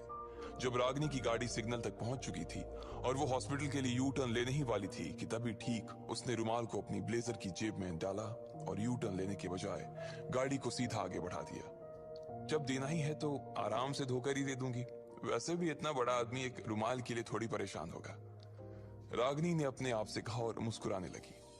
इधर जब हॉस्पिटल में कोयल के कमरे का दरवाजा खुला तो लकी ने देखा कि सामने प्रशांत खड़ा था। उसकी नजर बाकी लोगों को चीरते हुए सीधा कोयल पर ही जा टिकी थी।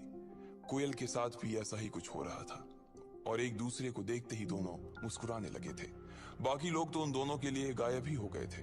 फिर प्रशांत उसके थोड़ा पास आया और बोला, कोयल आई एम सो सॉरी, गलती मेरी थी, अब तुम क्या? अरे नहीं नहीं, ऐसी कोई बात नहीं है, बस थोड़ी सी चोट है और हल्का सा फ्रैक्चर हुआ है, इससे ज्यादा और कुछ नहीं है। डॉक्टर कह रहे थे 2 दिन ऑब्जर्वेशन में रखने के बाद वो मुझे छुट्टी दे देंगे। तुम बताओ। एडी हो जाती थी और प्रशांत भी उसे ऐसे ही देखता था जैसे पहले कभी देखा ही ना हो। इससे पहले कि प्रशांत उसकी बात का कोई जवाब देता, कोयल ने उसे कहा, वैसे देखा जाए तो असल में गलती मेरी है। गए थे और उसने अपनी आंखें नीचे कर ली थी। दिल्ली की सड़क पर पटक दिया था और उसकी टांग में फ्रैक्चर ला दिया नहीं करना चाह रही थी। अमित ने एक गहरी सांस ली और कोयल के आगे हाथ जोड़ लिए। इससे पहले कि ये दोनों प्रेम कबूतर आगे कुछ कह पाते, अचानक पीछे से एक औरत की आवाज आई, अरे कोयल बेटी क्या हो गया, कहाँ गिर गई, कैसे? पीछे का इंसान कौन था? वो औरत कोयल के दोस्तों के बीच से होती हुई सीधी उसके पास आई और उसकी ओर चिंतित नजरों से देखने लगी। जब लोगों ने उसकी आवाज सुनी और फिर उसके कपड़े देखे तो सबकी आंखें फटी की फटी रह गई थी। उसकी आवाज सुनकर तो ऐसा लग रहा था कि कोई 50-55 साल की बूढ़ी औरत कमरे में घुस आई थी, जिसने या तो साड़ी या तो सूट पहना था। लेकिन जब वो कोयल के पास आई तो उसने कोयल के हाथ को अपने हाथों में पकड़ा तो लोगों ने देखा कि वो तो काफी जवान थी। वो देखने में कोयल से 4 से 5 साल ही बड़ी लग रही थी और उसने एक बढ़िया सा लिनन का शर्ट और ट्राउजर पहन रखा था। उसने अपने कंधे पर काले रंग का बैग टांगा हुआ था और उसके सिर पर उसका महंगा सा दिखने वाला चश्मा टिका हुआ था। प्रशांत ने उसके मुंह से अपने लिए जब गधा सुना तो वो उसे घूर कर देखने लगा। अरे अरे आंटी, आपको कैसे खबर लगी? कोयल ने भी चहकते हुए पूछा। वो औरत देखने में भले ही कोयल की बड़ी बहन जैसी लग रही थी, लेकिन असल में वो उसकी आंटी थी। उसका नाम कश्मीरा था और वो लगती भी ऐसे ही थी जैसे कश्मीर के बागों से आई हो। मुझे तो भैया का फोन आया था और जैसे ही मैंने सुना तो मैं भागकर हॉस्पिटल आ गई। मुझसे तो घर पर रहा ही नहीं जा रहा था, इसलिए मैं तो फटाफट 1 घंटे में रेडी हुई और हॉस्पिटल के लिए आ गई तुम्हारे पास। कश्मीरा ने कहा। उसके आते ही बाकी लोगों ने राहत की सांस ली। अब वो गधा बीच में नहीं बोलने वाला था। अरे अरे आंटी, ऐसी चिंता करने की कोई बात नहीं है। डॉक्टर ने बोला है कि ज्यादा कोई प्रॉब्लम नहीं है और इसलिए जल्दी छुट्टी हो जाएगी। आप बेकार में ही परेशान हो रही हो। कोयल ने उसका हाथ